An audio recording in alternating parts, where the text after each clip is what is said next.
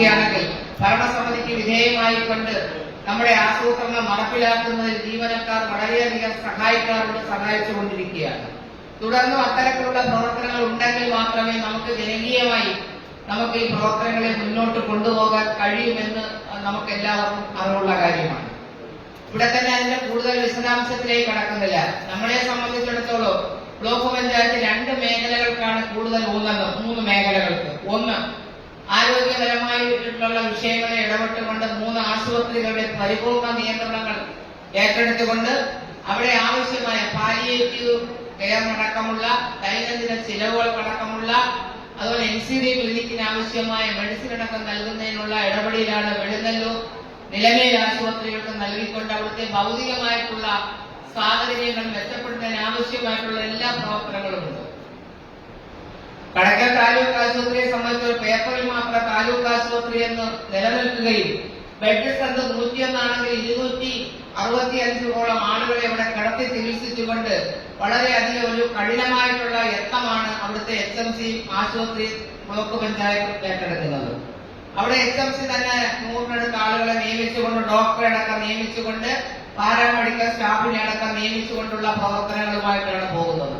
ഇന്നലെ തന്നെ ബഹുമാനപ്പെട്ട കൊല്ലം DMOയെ കണ്ട് അവിടെ 5 ഡോക്ടർമാരുടെ അടിയന്തര ഒഴിവുവന്നു. 2 ഡോക്ടർമാരെ ഇന്നലെ പ്രധാനം തന്നിട്ടുള്ളത്. ബാക്കിയുള്ള കാര്യങ്ങൾ പിന്നീട് പരിഹരിക്കാം. പക്ഷേ ആതുര ശുശ്രൂഷ രംഗത്ത് വലിയ മാറ്റങ്ങൾ ഉണ്ടാക്കിയെടുക്കുവാൻ കഴിഞ്ഞ നാളുകളിൽ ഞങ്ങൾക്ക് കഴിഞ്ഞിട്ടുണ്ട്. വളരെ മാതൃകയായിക്കൊണ്ട് 40ഓളം ആളുകൾക്ക് സൗജന്യമായി ഡയാലിസിസ് ചെയ്തുകൊണ്ട് 1 കോടിയോളം രൂപയാണ് ഡയാലിസിസിന്റെ പ്രവർത്തനങ്ങൾക്ക് മാത്രം കടക്കൽ ചെലവഴിക്കുന്നത്.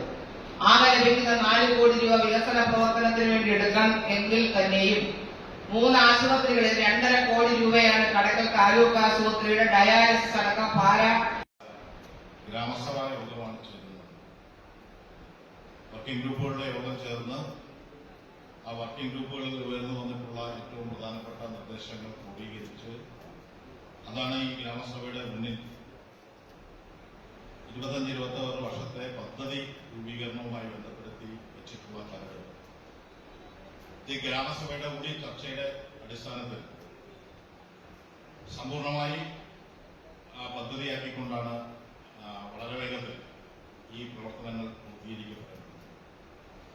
ഇവിടെ സ്വാഗത പ്രാസംഗികൻ സൂചിപ്പിച്ചു, ബ്ലോക്ക് പഞ്ചായത്ത് ഈ പദ്ധതിയുമായി ബന്ധപ്പെടുത്തി വിഭാവനം ചെയ്യുന്ന പ്രധാനപ്പെട്ട കാര്യങ്ങളെല്ലാം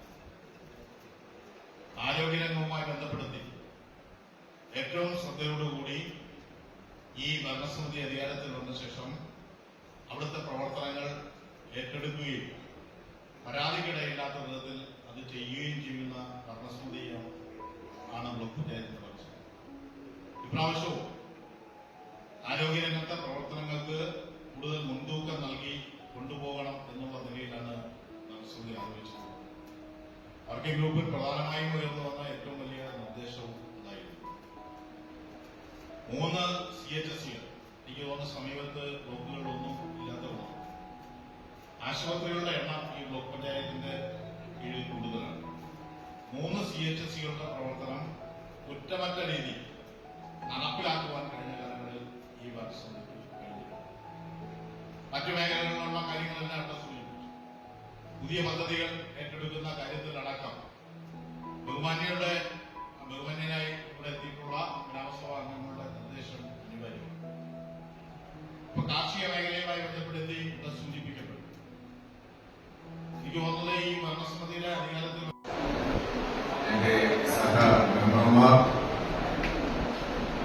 ആസൂത്രണ സമിതി അംഗം ശ്രീ എസ് അഷറഫ്, ഇപ്പോഴത്തെ ആക്ടിംഗ് പ്രസിഡന്റ് കൃഷ്ണപിള്ള,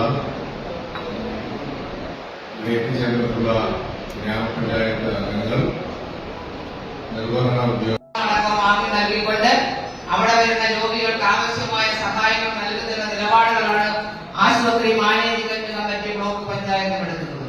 രണ്ടാമത് സാംസ്കാരിക രംഗം.